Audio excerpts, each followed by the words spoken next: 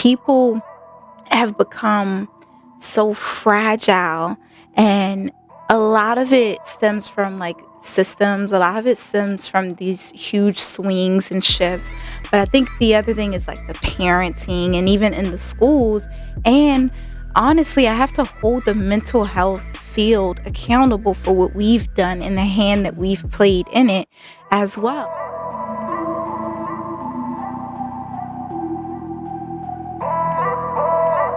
Hey there, kings and queens. Welcome back to another episode of Faith Helps Podcast, where we bridge the gap between faith and psychology, all in the effort to show you that you need both in order to become the best version of yourself. And by best version of yourself, I'm referring to that version of yourself that God created you to be.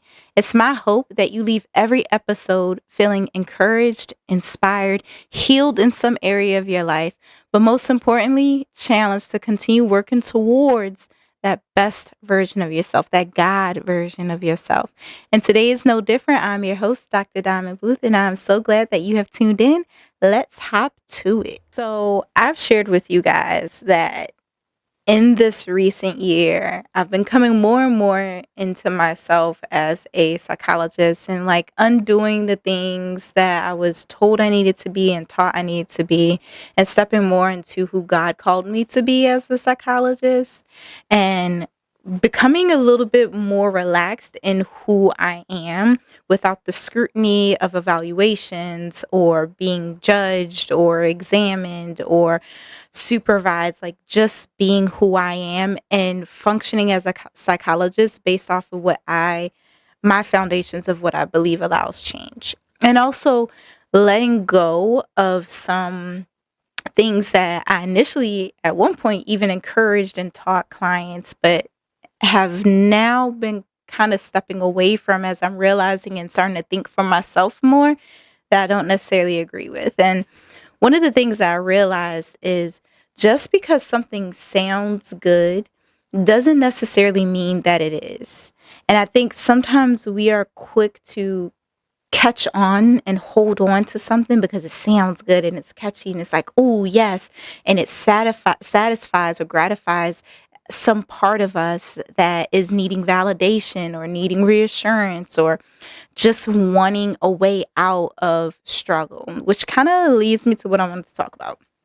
I don't know when it happened, but at some point there's been like this huge pendulum swing from like one side to the other when it comes to mental health. Like at first, society as a whole was very against mental health and not supportive, and it was very stigmatized. And then we swung the pendulum all the way over here to mental health is super encouraged, and everything is now a mental health issue, and everything is a mental health crisis. And even when it comes to like the pendulum of self-care, like at first it was grind, and now it's self-care to the point that we don't think we still have to work hard to get to the points and goals that we're trying to achieve. And then the other one that I've been seeing, which kind of stemmed from something that I was taught in my program, was this issue of resilience. And it was almost presented as resilience was a bad word. And if I'm honest, I bought onto that for a minute. Because the way it was presented, it sounded good. Like, oh yes, don't just call me resilient, because that minimizes my challenges or my struggles and my feelings, which are all important. But I think that we swung the pendulum so far in the opposite direction that we are mistaking regular stress as a crisis. I feel like something that has been coming up in a lot of areas is that people have become so fragile, and a lot of it stems from like systems. A lot of it stems from these huge swings and shifts. But I think the other thing is like the parenting, and even in the schools. And honestly, I have to hold the mental health field accountable for what we've done and the hand that we've played in it as well. Like a lot of these things, for example, a lot of times what I'm seeing, and it's not just young people, it's people as a whole. At first I was like, it's just this generation. I think it's showing up more in this current up and coming generation, but I've also seen it in people my age, and I've seen it in people who are older than me, where it's this idea that every little stress or rift in your life is trauma. And every conflict means that you're in crisis. And if you're working really hard, then you're being exploited or misused and abused. And that is not always the case. I think we have jumped so far over to the other side that we are creating a soft generation. And I try not to use the word weak because that's insensitive, but it kind of is. If a muscle isn't working the way it is when you first get in the gym, you weak, bro. Like you gotta build up that muscle. You gotta exercise it, and then you become strong. And it kind of comes back to what I've said before. If you are not good in a certain thing, you get better at it. You don't, woe it's me because you're not good at it. And the same thing comes to regular life challenges. Like, even from a faith perspective, we are promised by God's word that there are going to be challenges in this life. There are going to be some things you don't like. There's going to be grief. There's going to be sorrow. There's going to be conflicts. You need to learn how to overcome those. You need to learn how to withstand those, and also not to be so quick to jump to an offense, not to be so quick to assume the worst from a situation. Just because someone is denying you, that does not mean that you are being rejected or that it's the end of the world. Just because you failed something, it doesn't mean that it's the final outcome. Like, that is the end all be all. And I think when it comes to mental health, when it comes to the education field, when it comes to parenting, all of us together have played a hand in creating a generation of people and a community and society of people who can't handle the regular life challenges that are going to come up and that are normal for anyone to experience. And somewhere along the line, we've made up in our minds that struggle is unnatural as a society, as a generation. We've made up in our minds that if we are growing, then we're not supposed to have any type of hardships or challenges. And that is a lie. Tell me one thing in your life that you've seen grow without some type of challenge, work, or struggle. For my mothers out there, if you have had a child, that child grew in your body, and having to deliver that child, whether it be a natural vaginal birth or a C-section, whatever modality, that took some work. It took some sacrifice. It was some weight that you had to carry, literally and figuratively. Like, it's not easy. And then, yes, you see this beautiful outcome, that beautiful baby, but it took work to get there. There's some challenges. It wasn't always easy. Your feet was swelling. And no, I haven't been a mom before. But from what I've seen and heard, it's hard. It doesn't take a scientist to see that. But even outside of that, if you can't relate to that example, thinking about a business, what business do you see that is successful today that didn't go through a period of challenge and strife? There were still challenges they had to overcome, financial barriers they had to overcome. And most businesses oftentimes fail when they first start up in those first couple of years. They don't give up. They get back on that horse and they keep on going. And at some point in time, we've normalized not getting back on the horse. We've normalized fall down, give up, and woe is me, wait for someone else to pick you up and put you on that horse. Unfortunately, newsflash, no one's coming to do that. And I'm sorry for those of you who have been disserviced by people who have continued to do that in your life.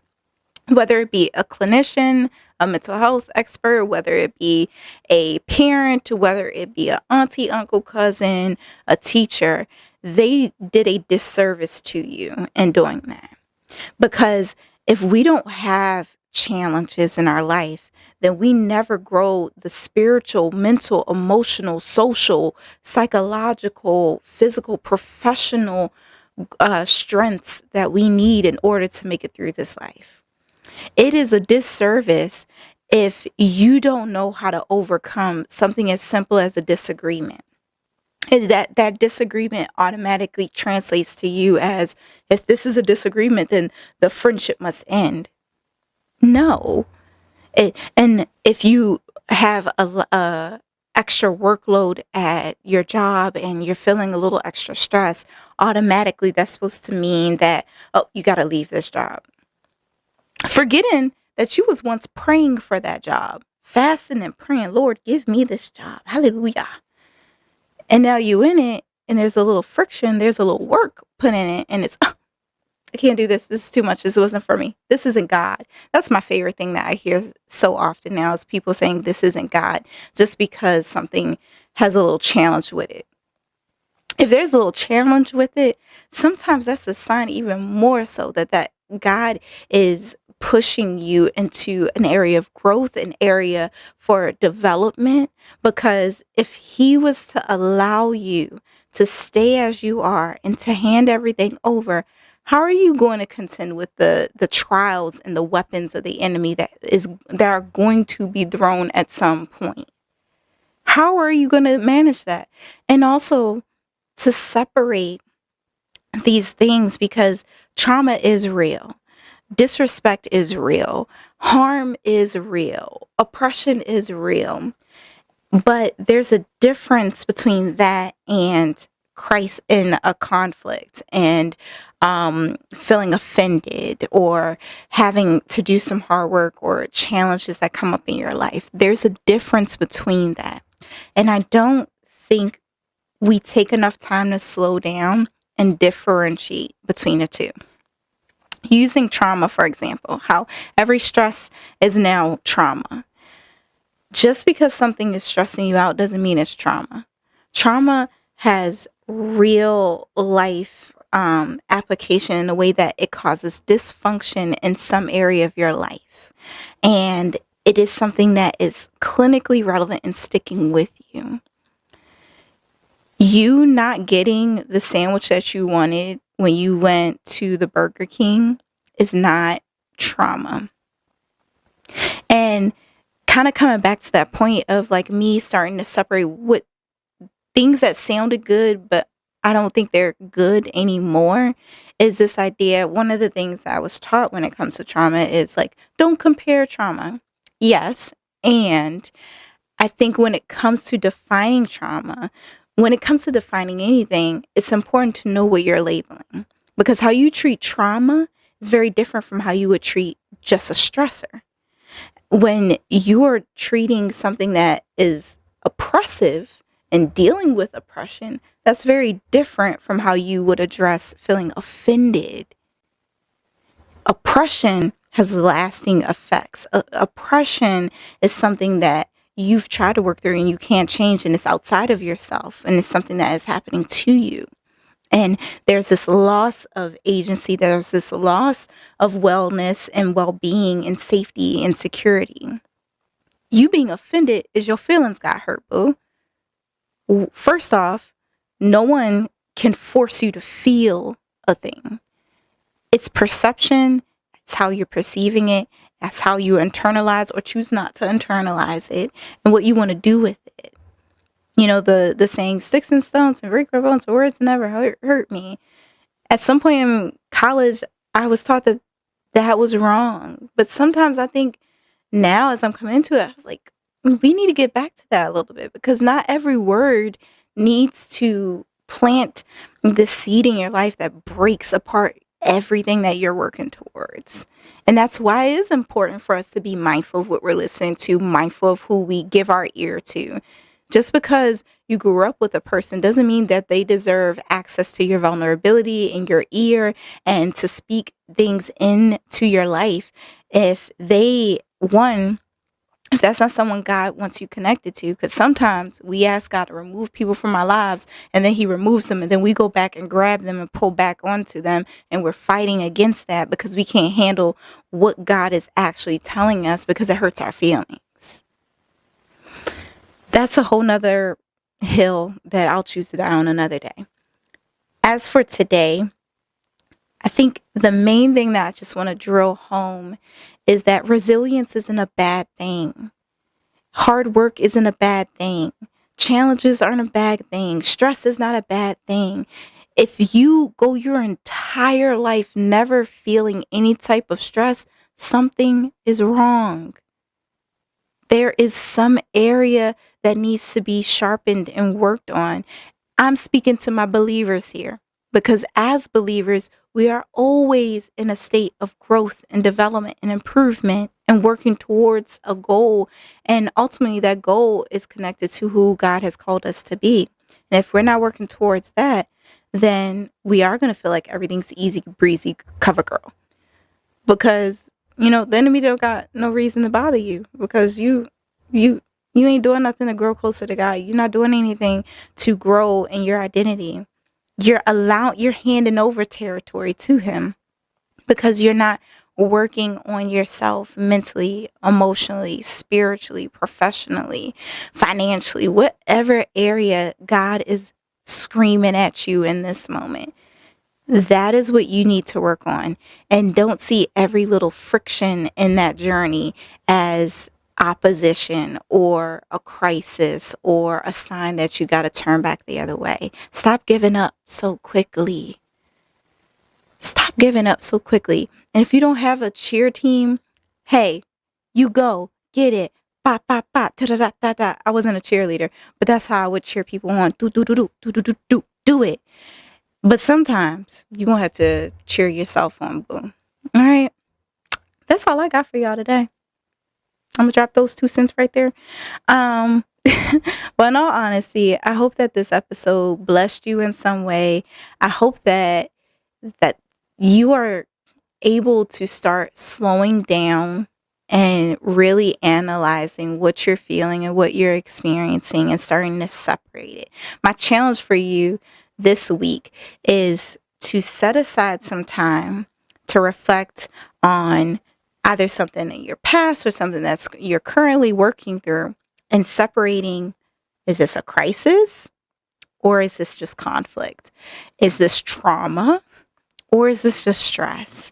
Is this failure or is this just an opportunity to learn and grow? Because sometimes we think, even like with that example, we think we fail something, that's the final outcome. That does not have to be the final outcome. Or we feel like if we're working hard and we're a little, stressed or drained, that means that, oh, we're doing the wrong thing. Or, this is a sign to stop. And that's not true. And that when you're speaking like that, that is a sign of a lack of wisdom. So I hope that you guys grow from this episode. I hope that you start thinking. I hope that you slow down. And I hope to also normalize that resiliency does not have to be a bad thing. And it's not a bad thing. And it is something that we all should work towards. Have a good day. That's all I got for y'all. I don't have a pretty little close. So peace out and have a blessed week. And remember, faith helps.